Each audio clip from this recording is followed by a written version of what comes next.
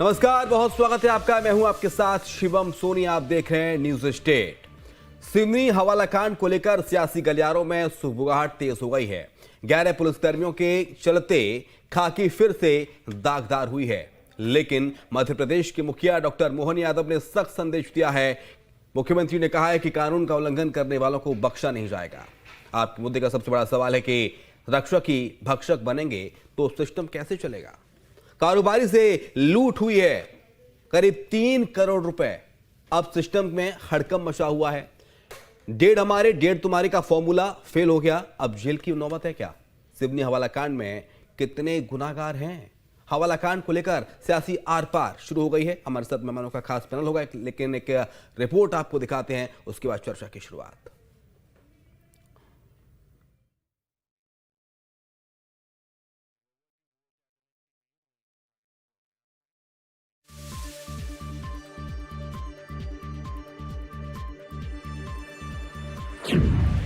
हवाला लूटकांड पर नया खुलासा।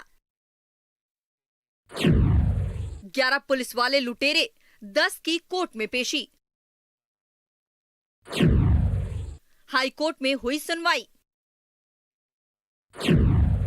पुलिस कस्टडी में ड्राइवर से मारपीट। सीएम का सख्त संदेश। लापरवाह पुलिसकर्मियों को बर्दाश्त नहीं करेंगे। सिवनी जिले में करीब 3 करोड़ हवाला मनी लूट मामले में बड़ा अपडेट सामने आया है। एसडीओपी पूजा पांडे समेत 11 पुलिसकर्मियों के खिलाफ एफआईआर दर्ज की गई। सिवनी कोर्ट में 10 आरोपियों को पेश किया गया। एसडीओपी पूजा पांडे समेत 10 आरोपियों को पुलिस रिमांड पर भेजा गया। इधर पुलिस ने आरोपी कार चालक सोहन लाल को हाई कोर्ट में पेश किया। जबलपुर हाई कोर्ट ने पुलिस को आदेश दिया। सोहन लाल को नागपुर स्थित घर तक छोड़ने के आदेश दिए गए। जहां जहां सोहन लाल को रखा गया, वहां के सीसीटीवी फुटेज सुरक्षित रखने के लिए भी कहा गया। सोहन लाल ने पुलिस कस्टडी में मारपीट के भी आरोप लगाए। और मुझे आईजी साहब के नेतृत्व में पूरा बहुत मारा गया है और एकदम मेरी पूरी पैर भी एकदम काम से चले गई है। और जो भी है, अभी जो भी हमारे मैडम प्रियंका मैडम बोलेंगे वो मैं करूंगा। साथ ही हाई कोर्ट ने सोहन लाल की मेडिकल जांच करवाने के भी आदेश दिए। हमारा जो विश्वास है एज अ लॉयर कोर्ट पे, आज कोर्ट ने वो ऑर्डर देकर के ये कर दिया है। कोर्ट ने उसको पुलिस प्रोटेक्शन दी है जालना तक छोड़ने की। उसको जो मारपीट हुई है उसके लिए सीसीटीवी फुटेज भी सिक्योर करने के लिए बोल दिया गया है कि आप सीसीटीवी फुटेज सिक्योर करो, और पुलिस प्रोटेक्शन में उसका अभी मेडिकल कराने के लिए भी बोला है। एक बार फिर से आपको बता देते हैं कि क्या है पूरा मामला। हवाला के 1.5 करोड़ रुपए दबाने का आरोप। कटनी से कार से महाराष्ट्र जा रहा था सरफा व्यापारी। नागपुर के शख्स से करीब 3 करोड़ रुपए जब्त किए गए। रात में एसडीओपी पूजा पांडे, बंडोल थाना प्रभारी अर्पित भैरम ने गाड़ी रोकी। लखनवाड़ा थाना क्षेत्र के शीला देवी गांव के पास गाड़ी रोकी गई। रिपोर्ट में जब्ती सिर्फ 1 करोड़ 45 लाख रुपए दिखाए गए। करीब 1.5 करोड़ रुपए अफसरों ने बंदर बांट कर लिए। आरोपी को भी बिना कार्रवाई छोड़ दिया गया। मामले की जानकारी वरिष्ठ अफसरों को भी नहीं दी गई। हवाला मनी लूट कांड पर सीएम डॉक्टर मोहन यादव ने सख्ती से कार्रवाई की बात कही है। कानून का जो उल्लंघन करेगा किसी को नहीं बख्शेंगे, ये हमारी सरकार की पॉलिसी है। और कानून के निगाह में अधिकारी, कर्मचारी और या आम जनता सब बराबर है। ऐसे में जो गलती करेगा उसके खिलाफ कड़ी कार्रवाई करेंगे। हमेशा की तरह एक बार फिर से हवाला कांड को लेकर सियासी गलियारों में भी चर्चा शुरू हो गई है।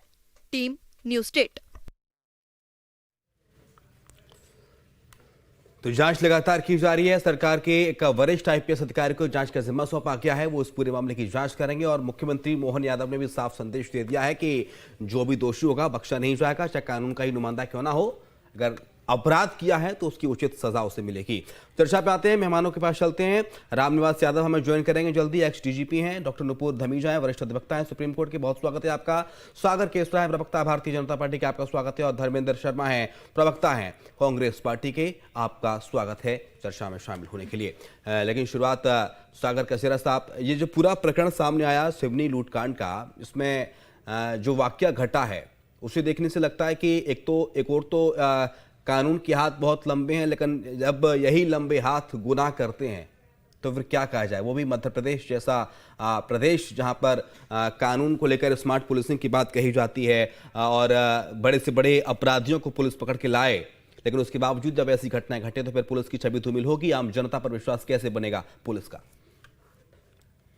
नहीं, आपकी बात बिल्कुल सही है और ये बहुत ही गंभीर विषय है और इसीलिए ही माननीय मुख्यमंत्री मोहन यादव जी बड़ी संवेदनशीलता से इस विषय पर कार्रवाई करते हुए अपनी टिप्पणी दी है। भारतीय जनता पार्टी सरकार में कोई भी कानून से ऊपर नहीं।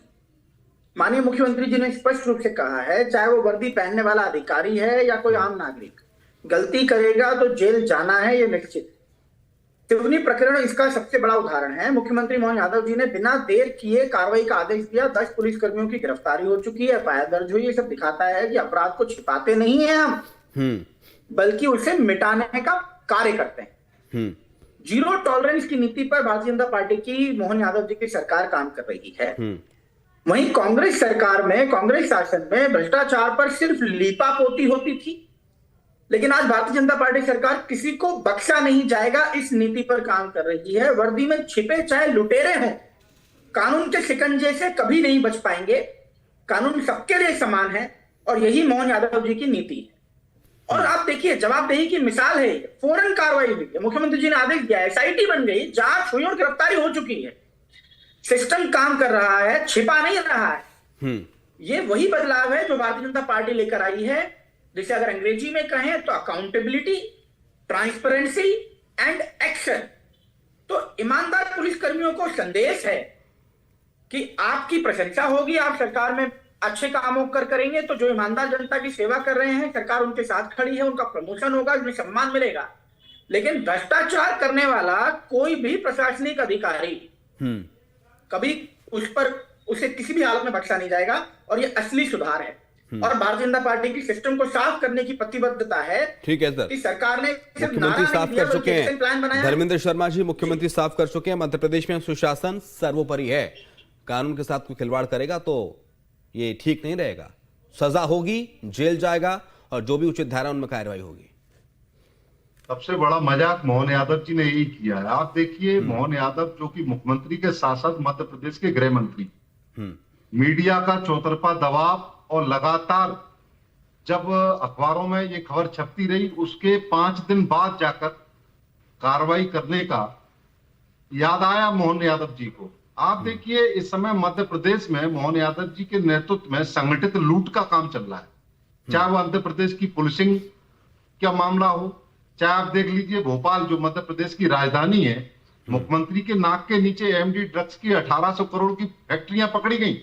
एक नहीं, दो नहीं, 3-3, 4-4 फैक्ट्रियां पकड़ी गई लगातार। और मछली को संरक्षण इन्हीं के एक मंत्री के द्वारा किस प्रकार से प्राप्त था, ये देखा हमने और आपने कि एक मंत्री बुलेट चला रहा है और ड्रग्स माफिया मछली पीछे बैठा है। मध्य प्रदेश के मुख्यमंत्री जो गृह मंत्री हैं, क्या उनकी पुलिस को, उनके थाना प्रभारियों को ये पता नहीं था कि उनके नाक के नीचे ड्रग्स का कारोबार चल रहा है?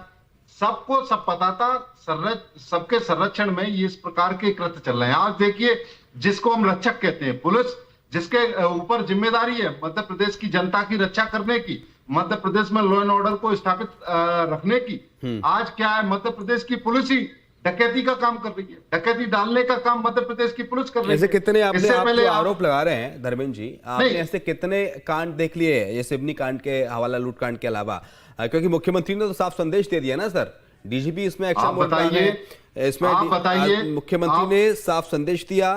एसटीओपी पूजा पांडे समेत 6 आरोपियों को गिरफ्तार किया गया है और इस पूरे मामले में केस दर्ज हुआ है। जांच का जिम्मा आईपीएस आयुष गुप्ता को, जांच का जिम्मा कितने दिनों तक लीपापोती गुप्ता को करने का सौंपा काम किया गया? कितने दिनों तक लीपापोती काम करने का इन्होंने किया? अब जब लीपापोती से काम नहीं चला, मीडिया में लगातार बात उठती रही, जनता लगातार उस विषय पर चर्चा करती रही, तब इन्हें मजबूरन कार्रवाई करनी पड़ी। आप मुझे बताइए, थानों में लगातार कस्टडी, मजबूरन की गई कार्रवाई है क्या? एक बार पूछ लेते हैं। बिल्कुल मजबूरन की गई कार्रवाई। रामनिवास यादव साहब होने लगी है, जब मध्य प्रदेश में किरकिरी होने लगी, यादव साहब क्या ये मजबूरन कार्रवाई की गई है क्या? इस पूरे प्रकरण को कैसे समझाएंगे आप, कैसे देखेंगे? सिवनी में जो पुलिस के द्वारा कार्रवाई की गई है, ये बड़ी जघन्य अपराध है, बहुत शर्मनाक घटना है। हमारे अधिकारियों को इस प्रकार का कार्रवाई नहीं करनी चाहिए थी, जिसमें कि एक एसडीओपी भी शामिल है और बाकी अन्य पुलिस कर्मचारी शामिल हैं। लेकिन जो सरकार ने कार्रवाई की है या वहाँ पे उनको कार्रवाई भी सराहनीय है, कानून के अनुसार कार्रवाई की है। जहाँ तक हमारे साथी जो बता रहे हैं कि 5 दिन बाद हुई, क्योंकि कई बार अखबारों में इस प्रकार की भ्रांतियां पूरक खबरें भी छपती हैं, तो उसकी जो प्रिलिमिनरी इंक्वायरी हुई होगी, पहले प्राथमिक जांच कोई की गई होगी, इस प्राथमिक जांच में जब पूरी कार्रवाई की जांच हुई, उसके बाद वो रिपोर्ट भेजी गई, तब गृह मंत्रालय ने, पुलिस मुख्यालय ने, माननीय गृह मंत्री, मुख्यमंत्री जी ने उस पर कार्रवाई की है। हाँ। तो 5 दिन के अंदर, क्योंकि प्राथमिक जांच इसमें जरूरी थी, अखबारों में कई बार गलत भी खबरें छपती हैं, जिससे कि पुलिस का वो भी नहीं खराब हो, और यदि पुलिस प्राथमिक जांच में कार्रवाई ठीक मिली तो उन पर अपराध पंजीबद्ध करके उनको जेल भेजा गया। बहुत अच्छी कार्रवाई। रही बात अन्य जगह की, पुलिस में सुधार की आवश्यकता है, हमारे जो साथी बता रहे हैं उसमें वो कोई दो राय नहीं है कि पुलिस के अंदर, चाहे मध्य प्रदेश हो चाहे कोई भी प्रदेश हो, उसमें सुधार की बहुत गुंजाइश है, आवश्यकता हमेशा बनी रहती है। जो भोपाल की घटनाएं बताई उसमें भी वो बिल्कुल ठीक है कि वहाँ किसी ना किसी का संरक्षण जरूर रहा होगा, और उस पर वो पुलिस को, क्योंकि जब किसी बड़े उसका संरक्षण था तो उस पर ये तो उन्होंने ये जिसका कि नाम लिया गया है, तो उसमें ये है कि ड्रग्स की जो कार्रवाई है वो भी 1800 करोड़ या जो, क्योंकि मध्य प्रदेश में और बाकी आजकल जिसमें कहीं कि आर्टिफिशियल ड्रग्स वो काफी जगह पे, जिसमें कि मेडिसिन के जहाँ फैक्ट्रियां होती वहां भी बनाए जाते हैं, तो सुधार की पुलिस में हमेशा गुंजाइश है, और मध्य प्रदेश पुलिस में भी सुधार की काफी गुंजाइश है। और मध्य प्रदेश पुलिस के जो वरिष्ठ अधिकारी हैं वो इसमें सतत कार्रवाई कर रहे हैं। जो डीजीपी भी हैं वो भी बहुत अच्छी छवि वाले हैं, और वो बहुत कठोरता से उस पर कार्रवाई कराते हैं। ठीक है, आएंगे सर आपके पास। डॉक्टर नुपुर धमीजा हैं, वरिष्ठ अधिवक्ता सुप्रीम कोर्ट की। डॉक्टर नुपुर, इस पूरे प्रकरण को आप कैसे देखते हैं मैम, और अगर कोई पुलिसकर्मी इस तरह की बातों में, इस तरह के अपराध में संलिप्त होता है, तो उस पर किस तरह की कार्रवाई की जाती है, किन किन धाराओं में मामला दर्ज होता है? क्योंकि 6 आरोपी तो गिरफ्तार किए गए हैं, जिसमें एक एसटीओपी पूजा का नाम भी शामिल है, और बाकी के लोगों को गिरफ्तार किया जाना बाकी है। इनको कितनी सजा होगी, किन धाराओं में प्रकरण दर्ज किया जाएगा, और आगे क्या विधिक कार्रवाई होगी? देखिए, जिस तरीके से हम पुलिस की बात करते हैं, तो पुलिस हमारी रक्षा करने के लिए होती है। पुलिस कहीं ना कहीं एक डिसिप्लिन होता है, कहीं ना कहीं हमें सेफ्टी सिक्योरिटी को लेके पुलिस का नाम हम लेते हैं। अगर पुलिस कर्मी ही इस तरीके से करने लगेंगे तो ये शायद हमारे समाज के लिए, हमारे देश के लिए, हमारे भविष्य के लिए ये सब अच्छा नहीं होगा। और अगर इनके ऊपर कार्रवाई की हम बात करते हैं तो हमारे जो माननीय मुख्यमंत्री जी हैं, उन्होंने बहुत अच्छी कार्रवाई की है कि चाहे वो पुलिसकर्मी हो या कोई भी अधिकारी हो, हाँ। अगर वो कुछ गलत करता है तो उसको दंड मिलना निश्चित है, और दंड मिलने की प्रक्रिया में ही सबसे पहले उनके ऊपर केस दर्ज हुआ है। और जिस तरीके से आज माननीय मुख्यमंत्री जी इन कार्यों को कर रहे हैं, तो निश्चित ही इन चीजों में सुधार आएगा। और जो दूसरे पुलिसकर्मी हैं, कहीं ना कहीं जिनकी मनोस्थिति ऐसी है कि इन चीजों को बढ़ावा देने की मनोस्थिति है, तो उनके ऊपर भी इस चीज का असर पड़ेगा कि आज अगर इनके ऊपर कार्रवाई हुई तो कल हम भी हो सकते हैं, वहां हमारे ऊपर भी कार्रवाई हो सकती है। अब कानून की अगर बात करते हैं तो कानून व्यवस्था जो है, कहीं ना कहीं उसमें सुधार की जरूरत है। कहीं ना कहीं अगर हम पुलिस वालों की भी बात करते हैं तो जो छोटे तबके जो पुलिस वाले होते हैं, उनका जो दुर्व्यवहार जो लोगों के साथ होता है, या जो उनका व्यवहार लोगों के साथ होता है, या जिस तरीके की वो प्रतिक्रियाएं करते हैं, उनके लिए मुझे लगता है कि टाइम टू टाइम कुछ सेशंस चलाने की जरूरत है कि ये सही है ऐसा आपको करना चाहिए और ऐसा आपको नहीं करना चाहिए। कहीं ना कहीं वर्दी वो चीज भूलते जा रही है जो पहले कार्य हुआ करते थे समाज में। आज कहीं ना कहीं उन चीजों में कमी आ गई है, उनके व्यवहार में कमी आ गई है। तो ये होना बहुत जरूरी है कि टाइम टू टाइम उनके लिए कुछ सेशंस, कुछ न्याय प्रक्रिया को लेकर, मैं आपसे जानना चाहता disciplines हूं को लेकर। कि अगर कोई पुलिसकर्मी या पुलिस का कोई सीनियर अधिकारी इस तरह के भ्रष्टाचार में लिप्त पाया जाता है या इस तरह की धोखाधड़ी करता है वो सरकार के साथ, सिस्टम के साथ, तो उस पर किन किन धाराओं में मुकदमा दर्ज होना चाहिए और इसमें सजा का प्रावधान क्या है? जैसे कि पूजा पांडे एसडीओपी हैं, बड़ी पुलिस अधिकारी हैं, इसमें कुछ टीआई का नाम भी शामिल है, तो इन लोगों को अब कितनी सजा होगी? आगे किस तरह से इसमें प्रोसीडिंग चलेगी कोर्ट में पूरी?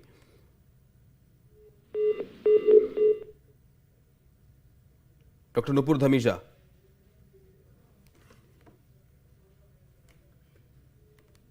ठीक है, रामनिवास यादव सर हैं।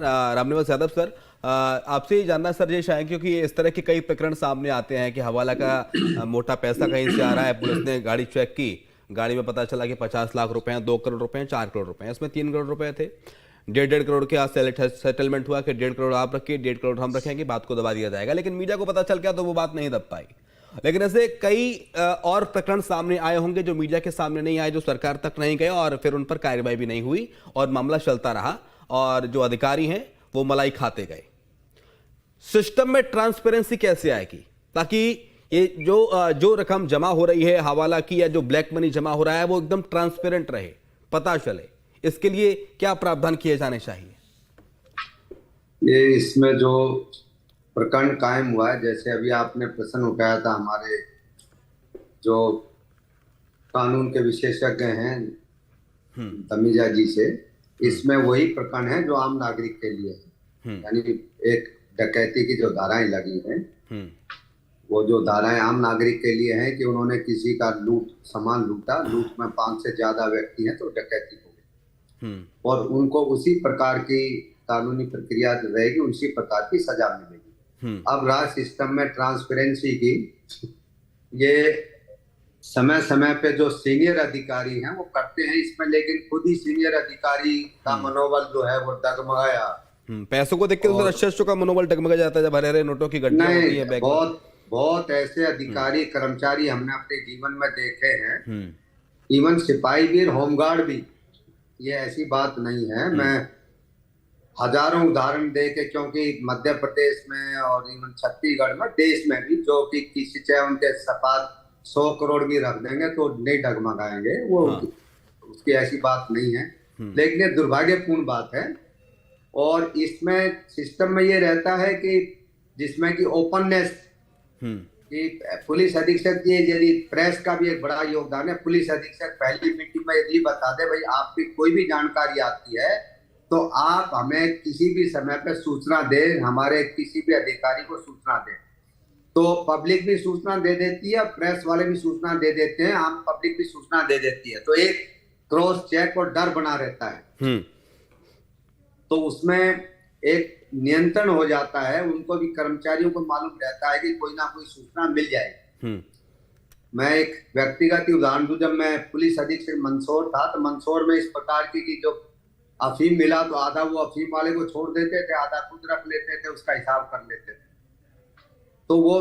तो हमने प्रेस को पूरे दिन, जब पहली बार, लेकिन रामनिवास यादव सर एक बार दर्शकों को बताइएगा, क्योंकि ये तो बड़ा आसान होता होगा कि किसी पर 10 लाख रुपए मिले और उसका प्रकरण नहीं बनाना, एफआईआर दर्ज नहीं करनी, तो भाई वो जेल जाने से भी बचेगा आरोपी। 2 लाख तू रख ले, 8 लाख हम रख लेते हैं, या 2 लाख हम रख लेते हैं, 8 लाख तू रख ले, मामला रफा दफा, उसके बाद जाओ अपने अपने घर। बड़ा आसान है उसमें काफी ये कई बार चलता है, लेकिन उसका तरीका नियंत्रण करने का ये है कि आप सिस्टम को ओपन कर दीजिए। जब पहली बार प्रेस कॉन्फ्रेंस हुई तो हमने कहा भाई आप 24 घंटे किसी समय फोन पे बताएंगे तो हम आपकी बात को सुनेंगे और उस पर कार्रवाई की कोई वो करेंगे। आप फोन पे बताइए, डाक से तो उस समय तो ये मोबाइल वगैरह थे नहीं, टेलीफोन वैसा लैंडलाइन था।